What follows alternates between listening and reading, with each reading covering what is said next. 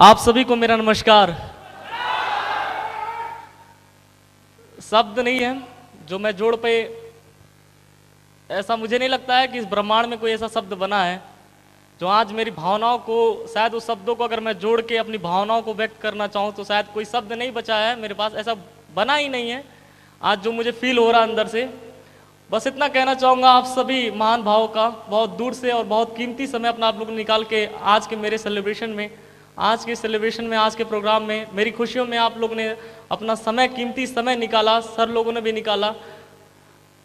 मैं आप सभी लोग का वाकई में सजदा अदा करना चाहूँगा तहे दिल से अपना। आज आप सभी लोग को मैं नमन करता हूँ झुक कर।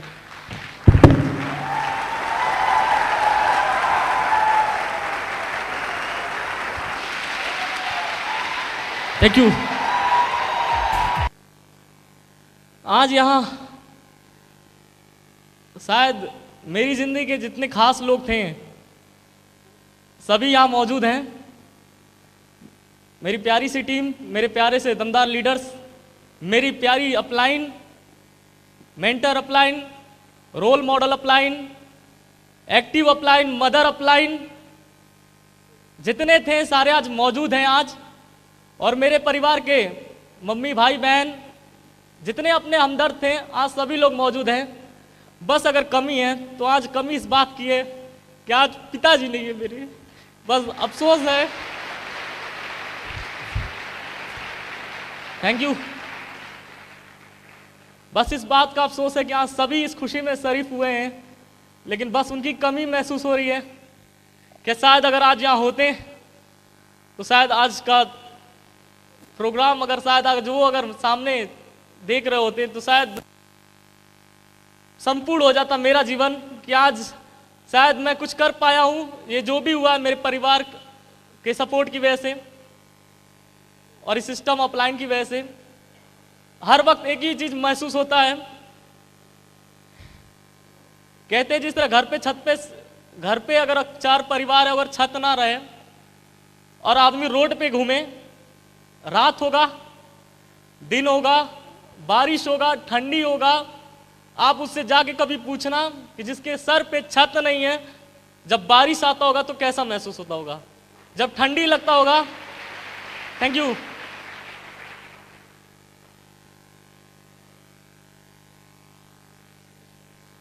पिछले 14 साल से कुछ ऐसा ही महसूस कर रहा हूं।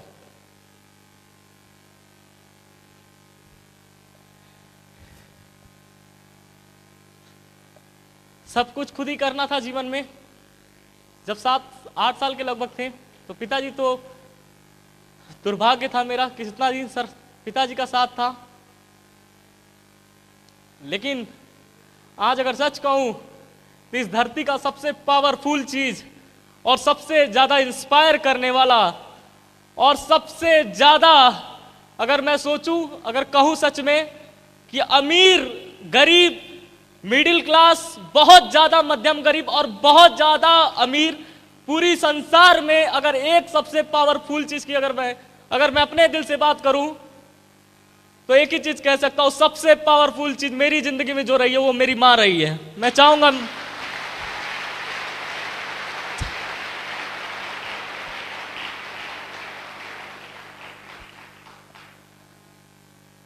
हर वक्त कभी पिता की कमी महसूस नहीं होने दिया,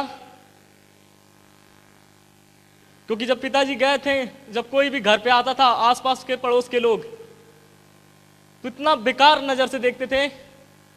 अगर घर में बैठे हम 7 साल की उम्र, छोटा भाई छोटी बहन, कोई भी आता था, सबसे बुरा वक्त लगता था हमको उस समय कि जब कोई भी घर पे आता था, कोई भी आ जाए दुनिया का इंसान, और उसको मालूम पड़ जाए कि इस लड़के के भाई बहन छोटे छोटे हैं और माता जी और कोई नहीं है सर पे, और ऊपर से 8 लाख का कर्जा मकान का और खाने कमाने के लिए कोई नहीं है, तो ऐसा तरस, ऐसा लज्जित, ऐसा बेबसी का एकदम आंख में और एकदम शकल बना के आते थे कि बेबसी की तरह मेरे घर पे, अरे अरे बच्चे का क्या होगा। वो क्षण बहुत बुरा लगता था कि जब हमारे घर में कोई आता था या हमारे बारे में कोई जानता था या पूछता था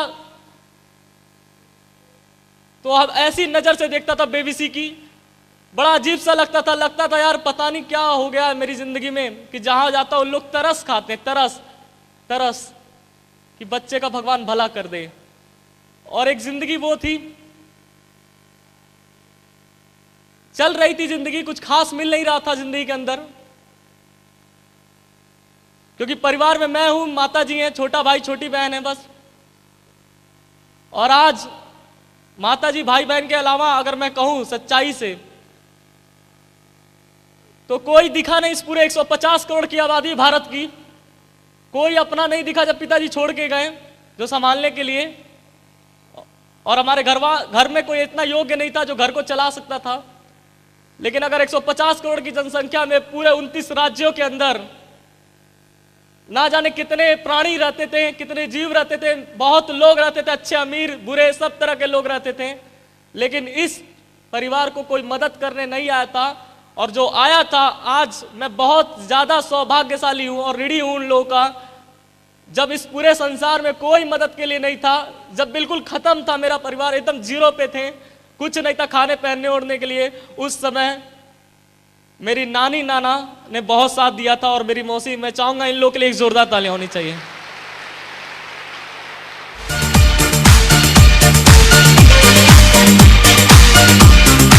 थैंक यू। सपोर्ट मिला नानी नाना मामी मामा, और धीरे धीरे गेहूं चावल आने लगा और घर जैसे टेम्परेरी चलता था, चल रहा था। आवाज आ रही है पीछे तक? मैं आपको आज याद दिलाना चाहूंगा अपनी बात को यहां पे काट कर, कि आज हम यहां पे क्यों आए हैं। आपको मालूम है, आज से तकरीबन 4 साल पहले जब इस इंडस्ट्री में मैं कदम रखा था, और हो सकता है कोई आज फॉर्म भर के भी पहली बार आया हो, ऐसे कोई है यहां पे जो फॉर्म भर के पहली बार आ गया हो? कुछ लोग हैं, मैं था। मैं आज से 4 साल पहले फॉर्म भर के मेरे मामा जी ने इनवाइट किया, और ऐसे ही एक डायमंड सेलिब्रेशन में मुझे भी बुलाया गया था। और मुझसे, जैसे मैंने आपसे पूछा कि आपको मालूम है आज यहां पे आप क्यों हैं, तो आप इस बात से भी अनजान हैं, लेकिन मैं उस दिन अनजान नहीं था, क्योंकि जो मुझे बुलाने वाले थे आज से तकरीबन 4 साल पहले, जब बुरी स्थिति थी, कुछ नहीं था जिंदगी में, ये पट्टा सूट टूट कुछ नहीं था, उस समय केवल अंदर एक जान बची थी। उस जान को ऊपर एक शरीर था, इस शरीर को बनाने के लिए दिन रात खोज रहा था कि कुछ रास्ता मिले। और सेफ शॉट जब जिंदगी में आया, समझ में बिल्कुल नहीं आया, कुछ सब ऊपर से निकल रहा था, क्योंकि देश दुनिया के बारे में कुछ मालूम नहीं था। लेकिन जब 4 साल पहले आप ही लोगों की तरह मुझे भी बुलाया गया था, और जब मैं पहली बार 4 साल पहले मेरे मामा और मेरा अपलाइन ने बुलाया, तो उन्होंने ये बात बोला था मुझसे, जैसे मैंने आपसे पूछा कि आज आप पे क्यों आए हैं, क्या मकसद है, पता नहीं मालूम है कि नहीं मालूम आपको, केवल मोटिवेट होने आए हैं। तो मैं ये तो नहीं जानता हूं, क्योंकि मोटिवेट होना है तो आप पिक्चर देख लीजिएगा घर पे जाके, उससे ज्यादा मोटिवेट हो जाएंगे, एक्शन उक्शन थोड़ा घर में आ जाएगा। लेकिन मेरे मामा ने और मेरे सीनियर अपलाइन ने 4 साल पहले बुलाते वक्त एक बात बोला था कि सौरभ चौधरी, अगर तुम उस प्रोग्राम में जाते हो और वहां पे पार्टिसिपेट करते हो और वहां बैठकर पूरे प्रोग्राम को अंतिम समय तक पूरे प्रेजेंट माइंड से अगर अटेंड करते हो, तो वो वहां का दिन जो होगा, भले तुम्हारे लिए हो या ना हो, लेकिन उस दिन तुम्हारे पीठ पर इस बात का, तुम्हारे नसीब पर इस बात का मोहर लग जाएगा कि अगर वहां पे एक आदमी डायमंड बना है और उसमें तुमने पार्टिसिपेट किया है, तो उस दिन तुम्हारे पीछे, तुम्हारे नसीब पर मोहर लग जाएगा कि तुम भी डायमंड बन जाओगे, पक्का बन जाओगे। Thank you. और ऐसे ही एक डायमंड सेलिब्रेशन में मुझे भी बुलाया गया, और मैं गया आप ही की तरह, और पीछे ही बैठा था, बिल्कुल भीड़ का हिस्सा भरा था, और टी शर्ट में गया था, पहनने के लिए कुछ ढंग का कपड़ा भी नहीं था। ये मामा जी हमारे रेलवे में, चाहूंगा मामा जी के लिए जोरदार तालियां होनी चाहिए हमारे। Thank you. मामा जी रेलवे में थे, तो रेलवे में थे, पास वगैरह मिल जाता था तो पास पे ही लटक के चला गया था, और वही डायमंडशिप था। जिंदगी में पहली बार आंखें खुली, और मेरा पता नहीं क्यों दिल उस दिन से पहले जिंदगी के में क्या हो सकता है कुछ नहीं समझ में आ रहा था, ना करना चाह रहा था, थक चुका था, क्योंकि 7 साल की उम्र से संघर्ष जब स्टार्ट हुआ था जीवन में, तो कुछ दिख नहीं रहा था, क्योंकि 7 साल के बच्चे को, और वो भी केंद्रीय विद्यालय में 9th में पढ़ाई करते हुए पढ़ने का बहुत शौक था। हर कुछ जीवन में ऐसा नहीं है जीवन गरीब बचपन में पैदा हुए थे, ऐसा कुछ नहीं था। हमारे पिताजी एक बिजनेसमैन ऑलरेडी थे, सक्सेसफुल। हमारे घर में MBA टॉपर थे गाजियाबाद के, अच्छे लोग प्रोफेशन थे। जब पिताजी थे पूरा उस जिस मोहल्ले में 1990 की बात कर रहा हूं, लैंडलाइन मोबाइल अगर फोन किसी के पास आया था तो उस पूरे गोरखपुर क्षेत्र में मेरे घर हुआ करता था। उस समय हमारे घर में इतना कुछ था, घर में लाखों रुपए 1992 में हमारे घर में पड़ा रहता था। उस समय हमारे परिवार में जो जितनी भी बातें आज तक आपने मेरे बारे में सुना है, मैं आज तहे दिल से आपको सच्चाई बताना चाहूंगा उस बात का, क्योंकि आज तक तो अधूरी जानकारी थी। आज मैं पूरी, क्योंकि जिस दिन का इंतजार था यही था, और शायद आपको भी है। यस और नो? और बस एक चीज और प्लस करना चाहूंगा इस कहानी में, कि पिक्चरों की कहानी में हीरो केवल एक होता है और उसमें विलेन होता है, लेकिन आपके अपने लाइफ में हमारे सर ने एक ही चीज सिखाया था। यहां पे बैठा हुआ हर एक शख्स, यहां जितने बैठे हैं सभी हीरो और हीरोइन है, कोई यहां विलेन नहीं है, सब के सब। Thank you.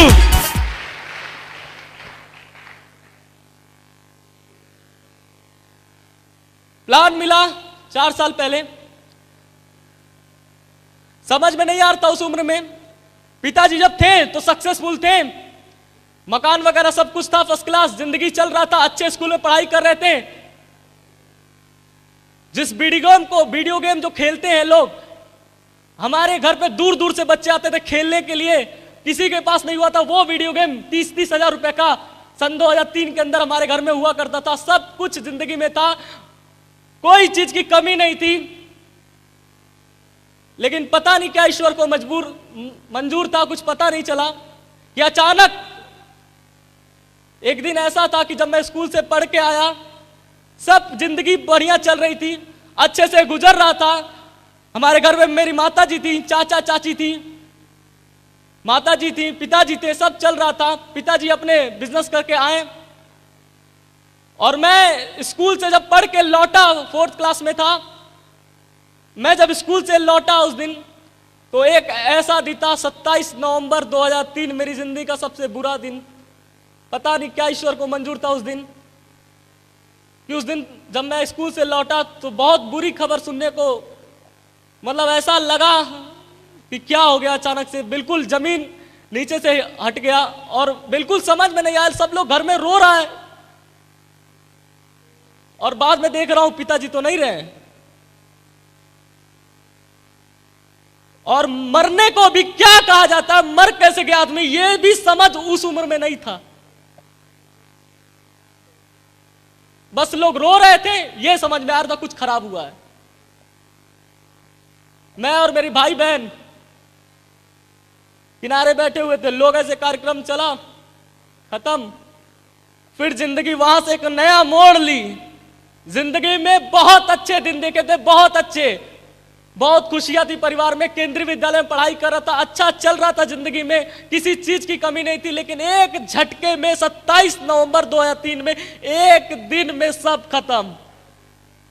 जैसे ही पिताजी गए, कुछ लोन कर्जा पता नहीं कहां कहां से अचानक से आ गया, जो प्रॉपर्टी था वो भी गया, कई जगह का पता ही नहीं चला कहां चला गया सब, क्योंकि पिताजी के जाने के बाद कोई संभालने वाला नहीं था। लेकिन सौभाग्यशाली था, आज मैं ऋणी हूं मेरे पिताजी और आज यहां बैठे हुए सबके।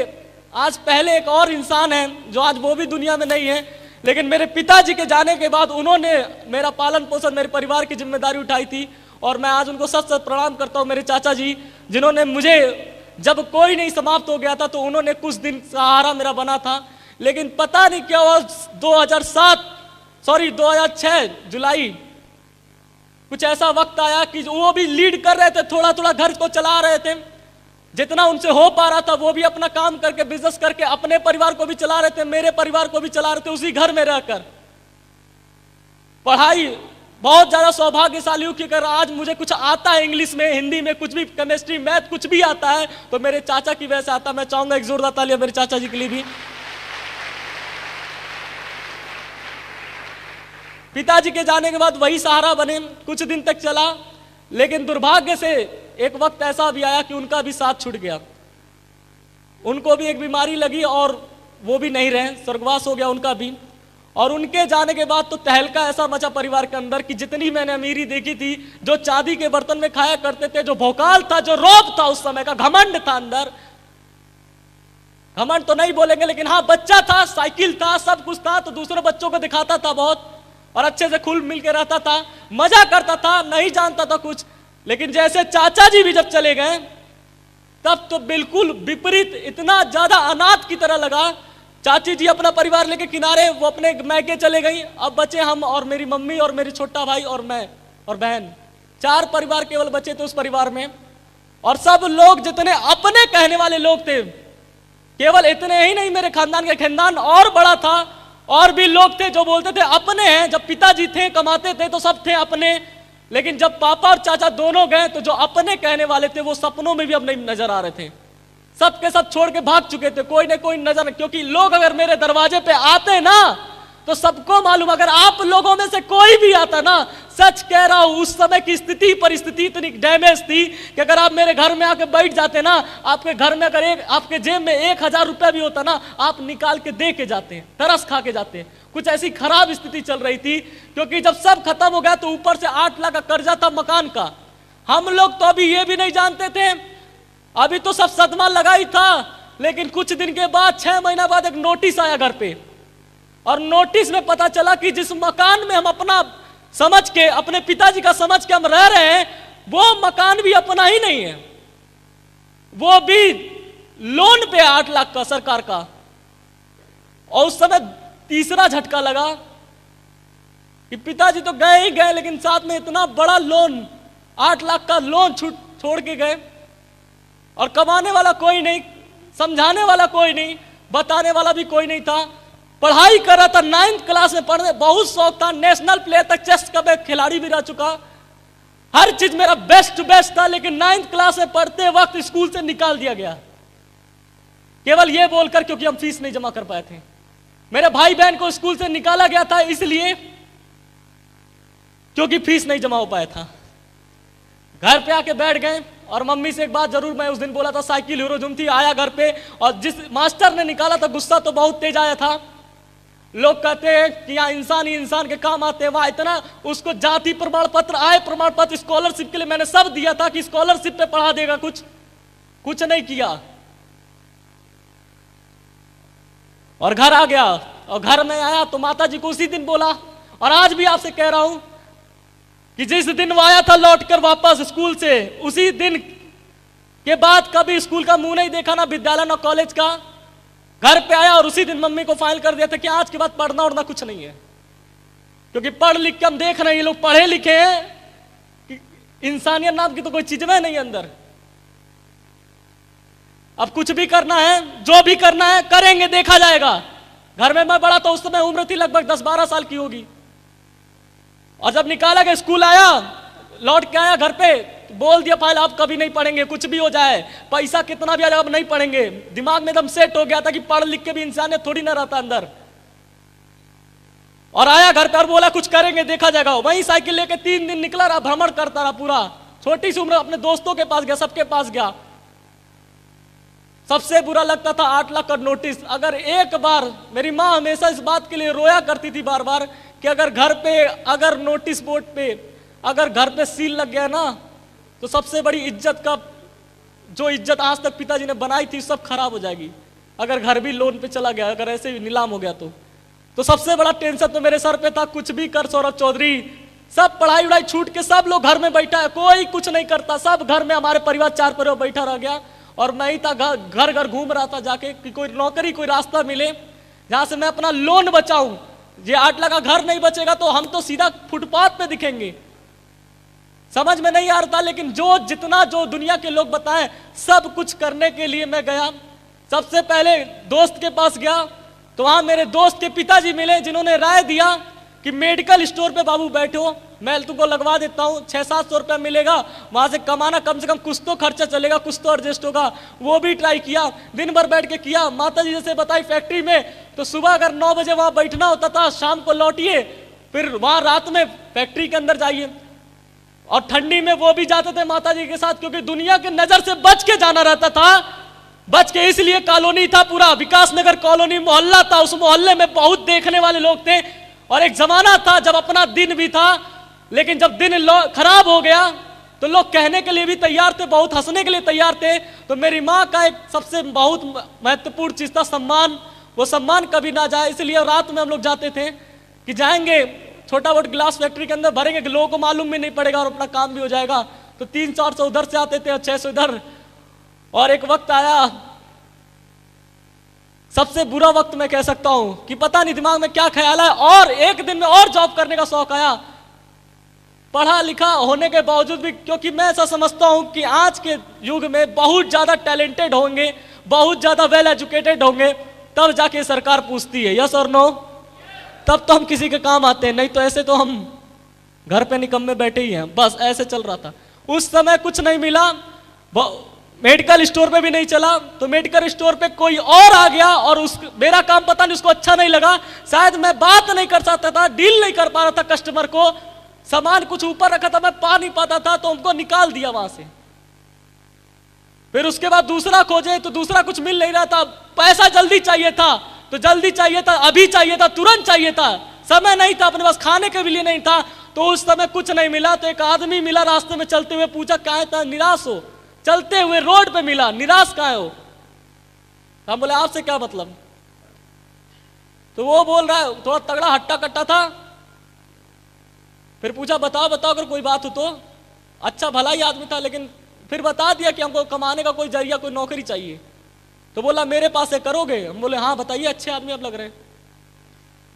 फिर उसने क्या बताया, मैंने कभी जीवन में नहीं सोचा था कि ये वक्त, और मेरी माँ भी नहीं सोची थी कि ये वक्त आएगा। मैं उसको घर पे सीधा लेके आया, मैं घर पे उसको लेके आया कि अच्छा आदमी है। मम्मी गेट खोली, उसको बैठाई, मम्मी पूछी अंदर ले कौन है आदमी? तो हम बोले नौकरी नहीं दिलवाएंगे, कुछ काम दिलवाने को बोल रहे हैं। तो मम्मी आई, वो बोला ठीक है तुम्हारी मम्मी से बात कर लेते हैं। और वो आए और मम्मी और हम आए बाहर, और फिर मम्मी पूछी क्या करना होगा। कभी जीवन में सोचा नहीं था कि ये वक्त भी आएगा, लेकिन उसने जब जवाब दिया ये बोला कि हमारे पास टेम्पू है, टेम्पू हम चलाएंगे धर्मशाला से लेके सोनौली तक, गोरखपुर में एक जगह है, और उसमें तुमको कुछ नहीं कहना है, बस तुमको बैठना है और चिल्लाना है कि यहाँ सोनौली सोनौली सोनौली। और अगर तुम बस चिल्लाओगे तो तुमका एक दिन का 45 रुपया देंगे। सच बता रहा हूं, बुरा तो बहुत लग रहा था, लेकिन कुछ मिल ही नहीं रहा था। चलते हैं, इसको मना लिया, कोई दिक्कत नहीं है, और माता जी को बताया भी नहीं, चला गया। एक दिन ये बोली छोड़ दो मत करना, कोई जरूरत नहीं है। लेकिन हम तो गए, हमको तो पहना है भाई, 45 रुपया आएगा कम से कम, वही तो है दिन का। और मैं गया, अपना चिल्लाना आ नहीं रहा। दुर्भाग्य से जब पहले ही दिन गया तो पहले ही दिन उस रूट पे निकला, और पहले ही दिन में मेरा दोस्त मिल गया उसी टेम्पू पे। वो ट्यूशन कोचिंग पढ़ के, मैक्सवेल कोचिंग है राजेंद्र नगर, वहां मिल गया। और वो जब मिल गया तो अब मैं कैसे चिल्लाऊं? चिल्लाऊंगा तो लटूरा जान जाएगा और मजाक उड़ाएगा फिर जाके स्कूल में।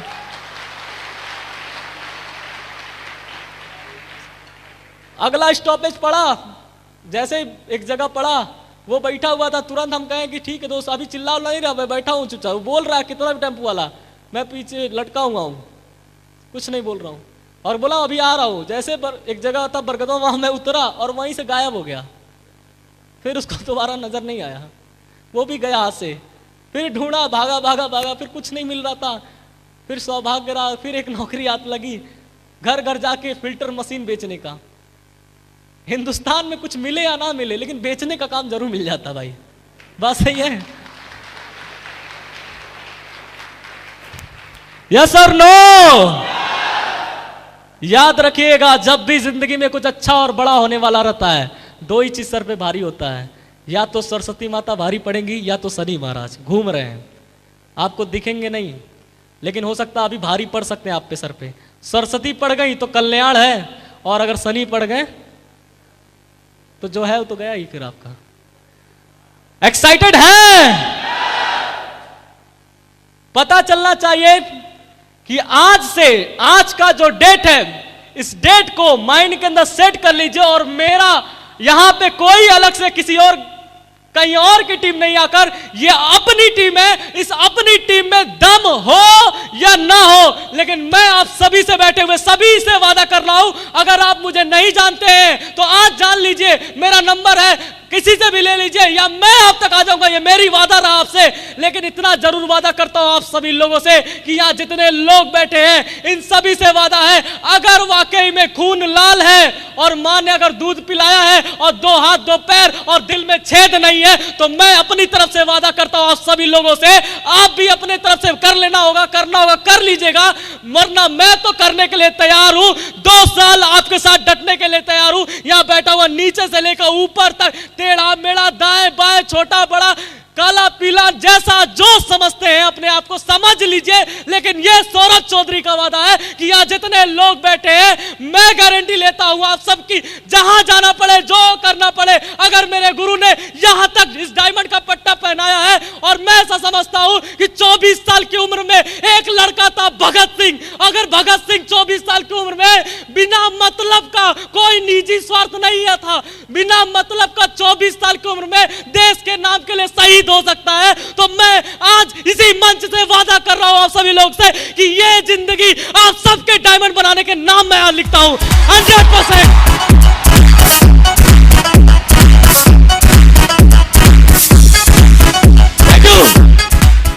क्या आप साथ देने के लिए तैयार हैं? आज तक सर यहां महागुरु जी लोग बैठे हैं, एक बात इस टीम से पूछना चाहूंगा और एक वादा आप लोग से चाहूंगा, अभी तुरंत चाहूंगा कि आज तक इतने बड़े बड़े दिग्गज, नेटवर्क मार्केटिंग के गॉडफादर, नेटवर्क मार्केटिंग के फाउंडर लीडर, नेटवर्क मार्केटिंग के टॉप लीडिंग सीनियर लीडर में से, मोस्ट सीनियर लीडर में से एक लीडर, इनक्रेडिबल, जिसके नाम के आगे इनक्रेडिबल लिखा जाता है, वैसे वैसे शख्सियत आज हिंदुस्तान से नंबर 1 पोजीशन बना के आज हमारे बीच में मौजूद है। इनकी टीम लाखों और करोड़ों में है और इन लोगों ने बहुत दुनिया देखी है और पूरा देश देखा है, हर एक इंसान को देखा है, गरीबी से अमीरी सब दुनिया इन लोगों ने देखा है। हम चाहेंगे आप लोगों की तरफ से आज अपने इस मेंटर लोगों को कमिटमेंट करना इस बात का कि ज्यादा नहीं सर, इसी टारगेट में इस टीम को नंबर 1 बनाकर दिखाएंगे हम लोग 100%।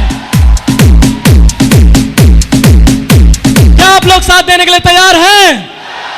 यस और नो? बस ध्यान इतना दीजिएगा कि जिंदगी में जब भी कुछ अच्छा होने वाला होता है, जिंदगी बदलने वाला होता है, तब 2 ही चीज सर पे भारी होता है। अब देख लेना आप पे क्या भारी होने वाला है। सही है? तैयार है? अभी आधे हैं, बजट नहीं खुल पा रहा है और आपका नहीं खुलेगा तो मेरा भी नहीं खुलता है, क्योंकि जैसे जब कुत्ता भौंकता है ना तो कौन आता है? जैसे कुत्ते अगर भौंकेंगे तो कौन आएगा? बिल्ली तो आएगी नहीं कि शेर आ जाएगा? कुत्ता ही आएगा। और जब बिल्ली म्याऊं म्याऊं चिल्लाएगी तो कौन आएगा? बिल्ली आएगी। और जब शेर दहाड़ेगा तो क्या आएगा? तो आप क्या मानते हैं? मैं नहीं जानता हूं, लेकिन मैं अपने अपलाइन का पक्का शेर हूं मैं। और आपको बस इतना वादा करना चाहूंगा, अगर थैंक यू, क्योंकि इस बिजनेस में मैंने एक बात सुनी थी और हमेशा सुनता रहता हूं कि जो इस मंच पे पहुंचता है वो कोई हल्का फुल्का इंसान तो नहीं पहुंचता होगा भाई, यहां तक जो पहुंचता है वो पक्का मर्द होता है, दमदार वाला मर्द। बाकी थैंक यू। बाकी घर में चिल्लाने वाले मर्द बहुत मिलते हैं, मैं मर्द हूं, मैं मर्द हूं। अबे मर्द है तो पहले जिससे शादी किया है, जिसके घर में तेरा बेटा आया है, जिसके घर में तेरे माँ बाप है, अगर दम है तो इस मंच पे आके दिखा और उनके सारे सपने पूरे करके दिखा, तब तो माने मर्द है।